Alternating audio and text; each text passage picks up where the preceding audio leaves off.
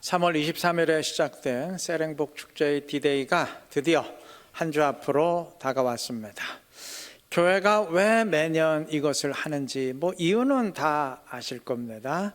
한마디로 말하면 주님의 명령대로 순종하기 위함입니다. 주님은 우리에게 많은 명령을 주셨는데 그 가운데 가장 중요한 말씀이 사람을 구원하는 전도, 그리고 전도를 확대한 선교입니다. 주님은 사람을 구원하기 위해 이 땅에 오셨고 그 목적으로 십자가에서 죽으시고 부활하셨고 그 목적으로 교회를 세우셨습니다. 우리 이루는 교회도 그 가운데 하나입니다. 초대교회 때는 세렝복 축제와 같은 전도 프로그램은 없었습니다. 굳이 있어야 될 필요가 없었기 때문입니다. 초대교회 성도들은 전도하라는 말 하지 않아도 했습니다. 하지 말라 그래도 했습니다. 전도하면 죽인다는 핍박이 찾아왔어도 했습니다. 사도행전 8장 1절의 증언처럼 예루살렘 교회에 큰 박해가 있어서 성도들이 모든 지역으로 뿔뿔이 피신하게 됐습니다. 그런데도 그들은 뿔뿔이 흩어진 곳에서 복음을 전함으로 교회를 사방팔방으로 확대시켰어요. 이러했으니 무슨 전도하자는 프로그램이 필요했겠어요? 하지 말라 그래도 하는데, 하면 죽인다 그래도 하는데. 바꿔 말하면 오늘날 세렝복 축제와 같은 전도 프로그램이 필요한 이유는 우리의 모습이 그때와는 같지 않기 때문입니다. 물론 오늘날도 성도라면 예배드리고 기도하고 말씀 묵상할 것입니다. 정도의 차이는 있겠지만 다 나름대로 할 겁니다. 전도는 다릅니다. 오늘날 성도 가운데 나는 꾸준히 전도한다 하는 사람은 그리 많지 않을 겁니다. 바꿔 말하면 대부분은 그러하지 못하다는 말입니다. 오늘 우리에게 세렝복 축제와 같은 전도 프로그램이 필요한 이유가 바로 이 때문입니다. 주님의 가장 중요한 명령을 순종하는데 도움을 드리기 위해서입니다. 평소에 안 하던 분들이라도 이러한 프로그램을 계기로 한번 해볼까 하면서 할 수 있도록 동기를 부여하기 위함입니다. 친구 따라 강남 간다고 혼자선 안 하던 분들도 같이 하는 분위기가 되면 하는데 도움이 되지 않겠어요? 평소엔 안 하던 분들이라도 이런 프로그램이 기획되면 해야 한다는 의무감에서라도 움직일 가능성이 높아지지 않겠습니까? 이제 딱 한 주 남았어요. 시간 참 빠릅니다. 이 석 달이 금방 지나가고 이제 마지막 한 주 남았습니다. 지금까지 진행이 잘 된 분들도 있을 것이고 진행하다가 거절당해서 막힌 분도 있을 것이고 아예 처음부터 태신자 작정도 안 한 분도 있을 겁니다. 어떤 상황에 있건 각자의 위치에서 한 주간 최선을 다해 보시기 바랍니다. 진행이 잘 된 분들은 당연히 다음 주에 태신자 초청하시고 그 이외의 분들은 초청주일 방식으로라도 해보시기 바랍니다. 초청주일은 딱 하루, 그날만 초청하잖아요. 그러니까 지금까지 진행이 없었어도 상관없습니다. 초청주일은 딱 하루만 초청하니까 다음 주 딱 하루 초청하는 그 방식으로라도 해보시기 바랍니다. 그래서 이번 한 주간은 어떤 형태로건 온 교회가 이 일에 동참할 수 있기를 바랍니다. 그리고 기도하셔야 됩니다. 기도는 하실 수 있잖아요. 다른 건 못해도 함께 기도하며 회관 참여하시기를 바랍니다. 하나님은 구원의 모든 과정을 주도하시되 구원의 길을 알리는 전도만큼은 먼저 믿은 우리가 감당하기를 원하십니다. 로마서 10장 14절은 말합니다.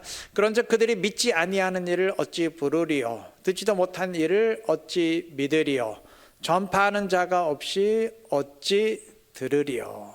바꿔 말하면 우리의 전도를 통해서 그들이 복음을 듣게 하시고 들음을 통해 믿게 하시고 믿음을 통해 구원하십니다. 우리 그리스도인들은 주님의 구원 계획의 한 부분을 담당하는 동역자입니다. 그럼에도 꾸준히 전도하는 사람이 드문 이유는 전도가 힘들기 때문입니다. 이건 과정도 힘들고 열매 맺기도 사실 힘들어요. 이게 예배, 기도, 말씀, 묵상, 헌금 등등은 나 혼자만 하면 되는 일입니다. 그래 한번 해보자 하고 나 혼자만 움직이면 됩니다. 근데 전도는 그렇지 않지 않습니까? 전도는 나만 한다고 되는 게 아니고 다른 사람을 바꾸어 놓아야 돼요. 이 차원이 다릅니다. 그러니까 원하는 결과를 얻기가 쉽지 않아요. 그러다 보니까 그냥 괜히 헛심만 쓰는 것 같고 성취감을 느끼지 못할 수 있습니다. 하지만 우리 모두 명심해야 됩니다. 전도에 실패란 없습니다.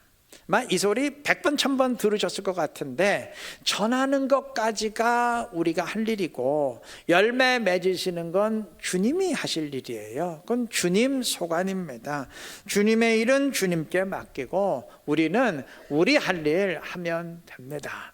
그러면 주님은 그것 자체를, 즉 전도를 위해 힘쓰는 것 자체를 영적 승리로 인정하시고 높이십니다. 때문에 전도에 실패란 있을 수 없어요. 전하지 않는 것만이 유일한 실패입니다.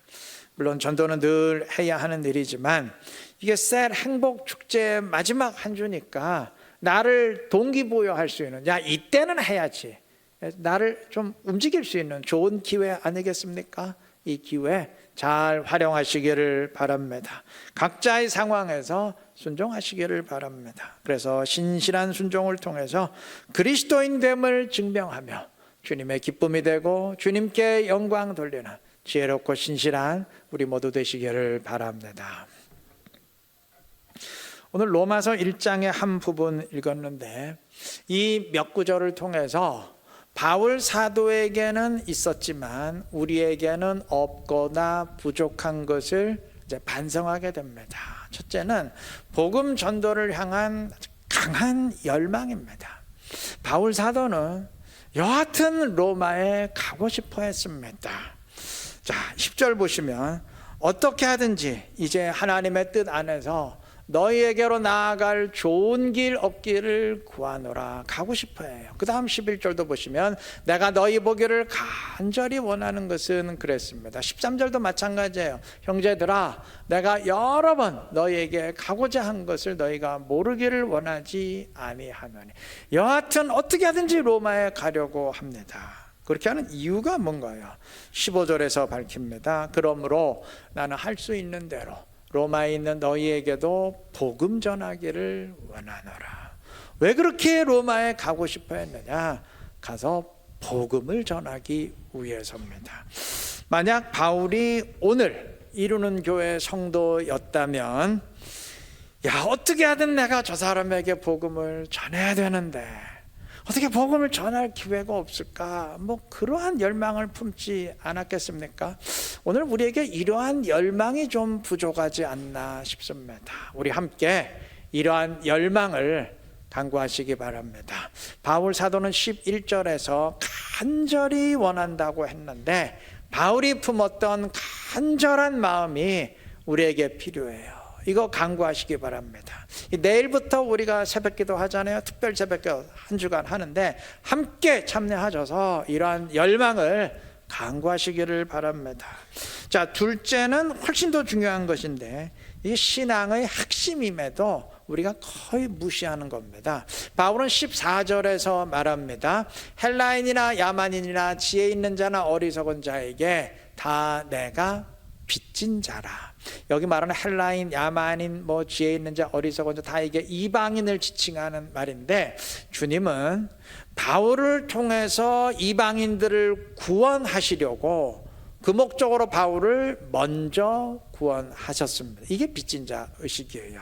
다시 말해서 주님이 바울을 구원하기 위해 십자가에서 죽으셨다는 사실은 바울을 통해 이방인을 구원하기 위해서 십자가에서 죽으셨다는 의미가 포함되어 있습니다.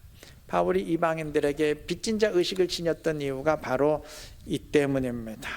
그들을 구원하라고 주님이 십자가에서 피 흘려 먼저 자신을 구원해 주셨으니 당연히 그러한 빚진 자 의식 지녀야 되지 않겠어요? 나는 너희들 때문에 구원받았다. 만약 나를 통해 너희를 구원하려는 주님의 계획이 없었으면 주님이 나를 구원하지 않았을 터인데 그 계획 때문에 내가 구원받았으니 나는 너희들 때문에 구원받았다. 이런 의식 지니는 게 당연한 것 아니겠습니까? 우리 역시 마찬가지입니다. 만약 어떤 사람이 나에게 이 돈을 저 사람에게 꼭 전달해 주세요 하면서 한 1억을 맡겼다라고 한다면 나에겐 그 맡은 돈을 저 사람에게 전달해 줘야 될 의무가 있는 거 아니겠습니까? 내가 전달하지 않고 가만히 있다 그러면 그건 내가 저 사람에게 빚진 거잖아요. 줘야 되는데 지금 안 주고 있는 것 아닙니까? 예전엔 우리나라 아이들이 외국으로 입양되는 일이 많았어요. 홀트 아동 복주회라는 단체가 큰 역할을 했던 것 같은데, 여러분, 입양되는 아기가 혼자서 비행기 탈 수는 없잖아요. 혼자 찾아갈 수는 없잖아요. 그네들에게 데려다주는 사람이 있어야 되지 않겠어요? 지금은 어떤지 모르겠는데 제가 대학생 시절엔 그러한 입양 아들을 데려다주는 사람들을 지원받고 그런 사람들에게는 비행기를 무료로 탈 수 있는 혜택을 주곤 했습니다. 그러니까 마침 그곳으로 출장이나 여행을 가는 사람들이 많이 지원을 했겠지요. 자, 이 사람들의 비행기 티켓은 무료입니다. 하지만 엄밀히 말하면 그건 공짜가 아니에요. 그 티켓에는 입양되는 아이들을 책임지고 그 사람에게 인계해 준다는 조건이 포함되어 있는 거예요. 그 조건 이행해야 됩니다. 이게 정확한 비유는 아니지만 우리가 받은 구원이 마치 그와 같습니다. 조건이 포함되어 있어요. 나를 향한 주님의 구원 계획엔 또한 나를 통해서 다른 누군가를 구원하시려는 그의 계획이 포함되어 있습니다. 그러니까 쉽게 말하면 주님은 나를 통해서 그가 택하신 또 다른 사람을 구원하시기 위해서 십자가에서 피 흘려 나를 먼저 구원하셨습니다. 내가 전도해야 될 그 사람을 위해서 십자가에서 피 흘려 나를 먼저 구원하셨습니다. 이 사실을 인식한다면 우리는 바울과 똑같은 빚진 자 의식 지닐 수밖에 없습니다. 그게 사실이기 때문입니다. 이 사실을 깨달을 때 어떻게 다른 사람의 구원에 대해서, 다른 사람을 전도하는 일에 대해서 나 몰라라 할 수 있겠습니까? 오늘 우리에게 이러한 빚진 자 의식이 너무 희박하지 않나 싶은데 이거 신앙의 핵심입니다. 그리스도인으로서, 먼저 구원받은 그리스도인으로서 이 의식 꼭 지니고 살아가시기를 바랍니다. 자, 13절 마지막 부분에서 바울 사도는 왜 그토록 지금까지 로마에 가고 싶어 했음에도 가지 못했는지 이유를 밝힙니다. 13절 마지막 부분, 지금까지 길이 막혔도다. 길이 막혔대요. 지금까지 가고 싶었는데 가지 못하게 길이 막혀 있었대요. 이게 가는 배편이 없었다, 그 얘기는 아니겠죠. 주님이 길을 지금까지 막으셨습니다. 여러분, 당시 로마는 세상의 수도였어요. 로마 제국이 세상을 제패했기 때문에 로마가 세상의 수도였고, 그래서 바울은 세상의 중심지에 복음을 전하려는 열망을 품었습니다. 자, 이러한 바울의 마음은 결코 자기 이익을 위한 마음이 아니에요. 사악한 탐욕이 아닙니다. 신실한 열망입니다. 주의 말씀을 순종하려는 거룩한 열망이죠. 하지만 신실하다고 해서 언제나 하나님이 허락하시는 건 아닙니다. 때론 정말 거룩하고 귀하고 신실한 열망인데도 하나님이 허락지 않으시고 막으실 수 있어요. 바울이 그랬지 않습니까? 단 하나님은 막으시되 그냥 막으시는 게 아니고 다른 길을 여십니다. 바울의 로마 선교 비전은 지금까지 뜻대로 되지 않았지만 주님은 다른 길을 여셔서 바울이 그동안 빌립보, 데살로니가, 고린도, 에베소 등에서 복음을 전하며 다른 풍성한 열매를, 자기가 생각했던 것과 다른 열매를 맺도록 역사하셨습니다. 하셨습니다. 우리의 경우도 그럴 수 있습니다. 종종 그렇습니다. 어떤 사람을 전도하기 위해서 태신자로 품었다면 그건 신실한 열망입니다.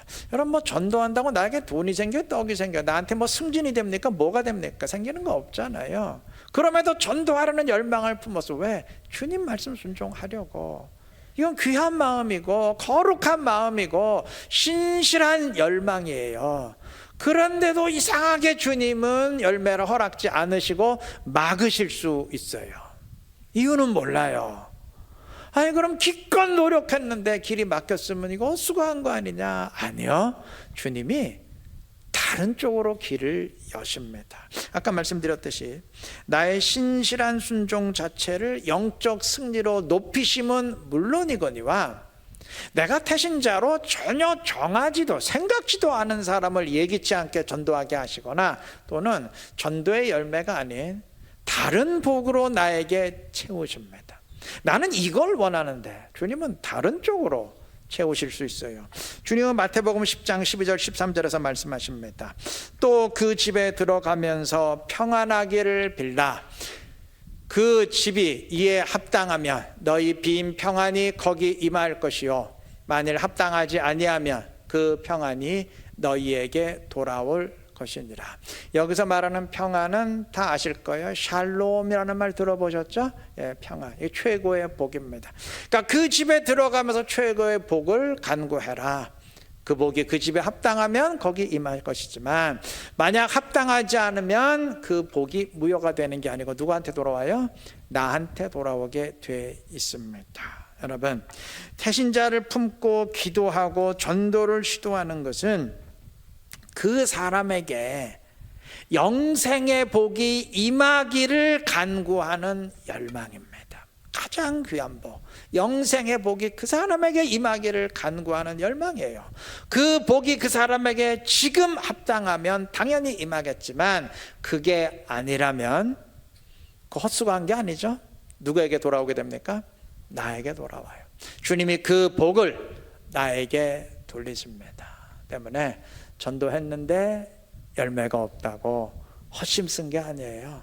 나에게 돌아오게 됩니다. 때문에 전도는 열매가 있건 없건 이건 주님 앞에 복된 길이에요. 주님이 복 주시는 길입니다. 이 사실 깨닫고 늘 순종하며 복음 전하시기를 바랍니다. 그래서 주님의 복된 자녀로 온전한 신앙의 길을 걸으며 주님의 영광을 드러내는 지혜롭고 신실한 우리 모두 되시기를 바랍니다. 오늘 본문으로 읽지는 않았지만 사무엘하 23장에 보면 8절부터 다윗의 용사들이 쭉 언급됩니다. 모두 37명의 용사들이 언급이 되어 있는데, 참 의아하게도 요압 장군의 이름이 없어요. 여러분, 요압이 누군가요? 다윗의 군대 장관입니다.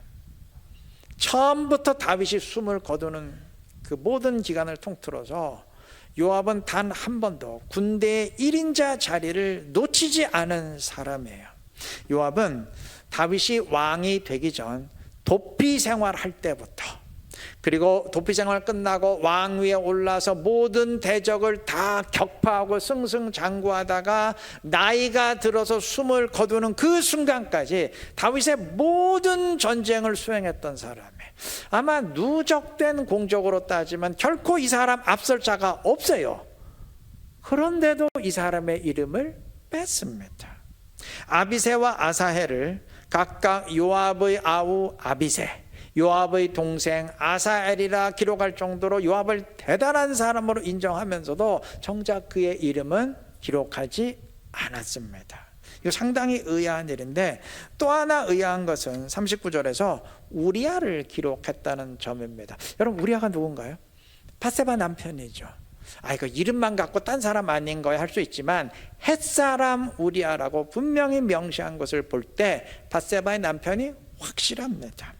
여러분, 우리아는 어떤 공적을 남긴 건 없어요. 이 사람이 왜 죽었는지 우리 다 아시잖아요. 흉악한 계교에 빠져서 억울하게 죽었으니까 뭐 적군을 이긴 승리의 공적은 없습니다. 억울함 자체가 공적은 아니잖아요. 근데 공적이 없는데 이름이 기록됐어요. 자, 그러면 공적이 가장 많은 사람은 빠지고 공적이 없는 사람은 기록됐다. 이건 뭘 의미하죠? 기준이 공적은 아니라는 얘기죠. 그럼 뭐가 기준이냐? 신실함입니다. 주님 앞에서의 신실함, 그게 기준입니다. 요압은 공적으로 따지면 가장 많이 쌓은 자지만 신실함으로 따지면 정말 거리가 멀었습니다. 이 사람은 자기 자리 지키려고 아브넬을 암살해서 국가를 그냥 전체적으로 위기에 빠뜨리기도 하지 않았습니까? 국가보다 자기 이익이 우선이에요. 오죽하면 다윗이 숨을 거두면서 유언으로 반드시 요압을 죽여라 신신당부했겠습니까? 오죽하면. 우리와는 전혀 다릅니다. 그는 신실했어요. 그가 왜 죽었는지 우리 다 알잖아요. 그가 사악한 계교에 빠져서 죽은 것도 집에 가서 편히 쉬라는 특별 휴가를 거부하고, 다른 병사들은 다 전쟁터에서 생명을 걸고 싸우고 있는데 어떻게 나만 혼자 쉴 수 있겠냐고 자원해서 같이 싸웠기 때문 아닙니까? 그냥 이 사람도 좀 너무 우직한 데가 있어요. 그냥 적당히 신실했으면, 그냥 적당히 충성했으면 안 죽었을 거예요. 남들 하는 만큼만 했으면 살았어요. 근데 지나치게 충성하다 보니까, 지나치게 신실하다 보니까, 그러다 보니까 죽은 것 아닙니까? 성경은 우리아의 이름은 당당히 기록하고 요압의 이름은 뺐어요. 무슨 의미인지 아시겠죠? 이 원리가 여러분, 저와 여러분에게 똑같이 오늘 적용되는 줄 믿습니다. 내가 이제껏 전도했어요. 나름대로 힘을 기울여서 근데 열매가 없어. 나 혼자 하는 것 같으면 1년 365일이라도 내가 이 자리 나오겠는데, 전도는 내가 나와도 되는 게 아니거든. 저 사람을 데리다 놔야 되는데 정말 죽어라 힘쓰는데도 대답 없는 일이면, 야, 여태까지 열매가 하나도 없으니 이건 뭐 헛심만 쓴 거고 그냥 뭐 내세울 게 없지 않느냐. 이날까지 힘을 기울인 나나 아예 처음부터 관심이 없었던 저 사람이나 결국 결과는 마찬가지 아니냐, 다를 게 뭐가 있느냐 하신다면 천만의 말씀입니다. 그건 인간의 생각이고 주님의 평가는 전혀 달라요. 주님은 눈에 보이는 결과 따지지 않으십니다. 그는 신실함을 보십니다. 그리고 결과에 상관없이 신실하게 순종한 자를 승리자로, 영적인 승리자로 주님이 높이십니다. 혹시 힘을 쏟는데도 전도의 열매가 정말 없다면 인간의 생각으로 참 낙심되죠. 허탈한 거 사실이에요. 그러나 낙심하지 마시고 신실하게 순종할 수 있는 믿음을 주신 주님께 감사하시기 바랍니다. 내가 전도를 시도한다는 건 이거 순종한다는 얘기거든요. 믿음이 있다는 얘기예요. 이 믿음 주신 주님께 감사하시기 바랍니다. 주님이 영적 승리자로 높이시는데 낙담할 게 뭐 있어요? 아니, 뭐가 문제입니까? 여러분, 열매가 없는 건 전혀 문제가 아닙니다. 진짜 문제는 열매가 없다고 허탈해하고 전도의 의욕을 꺾는 것, 그게 진짜 심각한 문제입니다. 세렝복 축제도 우리의 신실한 순종이 지금까지 있었다면, 순종이 없었다면 그건 문제가 되겠지만 신실한 순종이 나에게 있었다면 교회적으로 결과 자체는 하등 걱정할 게 없습니다. 단 혹 결과가 기대에 미치지 못할 때 그로 인해서 야, 이거 기껏 힘들게 진행하는데 이거 해보니까 뭐 하나 안 하나 별반 차이 없네? 다른 게 없네? 근데 뭐 이렇게 굳이 힘들게 해야 돼? 아니, 그만하자. 이러한 마음에 세렝복 축제가 동력을 잃어버릴까 봐, 그로 인해서 그나마 세렝복 축제 때문이라도 전도를 시도했던 분들이 그냥 멈추게 될까 봐, 그게 진짜 걱정이에요. 그게 걱정이지 결과는 걱정할 거 없습니다. 여러분, 결과는 주님이 전혀 따지지 않으시지만 전도를 멈추고 하지 않는 건 그건 주님이 엄히 따지십니다. 주님이 따지지 않는 건 우리도 따질 필요 없어요. 그러나 주님이 따지는 거는 그건 우리도 따져야 되지 않겠습니까? 주님이 원하시고 따지는 것이 무엇이고 따지지 않는 것이 무엇인지, 주님이 정말 관심을 기울이는 것이 무엇이고 관심 없어 하는 것이 무엇인지, 주님이 정말 나에게, 우리 이루는 교회에게 원하는 것이 무엇이고 주님이 관심 없는 것이 무엇인지 분명히 인식하시고 주님께 주파수를 맞추고 주님과 같은 시선으로 바라보시기를 바랍니다. 주님의 뜻이 어디에 있는지 분명히 인식하시고 우리 할 일 할 수 있기를 바랍니다. 그래서 나를 먼저 구원하신 주님의 뜻을 순종하며 주님의 인정을 받는 지혜롭고 신실한 우리 이루는 교회 모든 성도님들 되시기를 그리스도의 이름으로 축원합니다.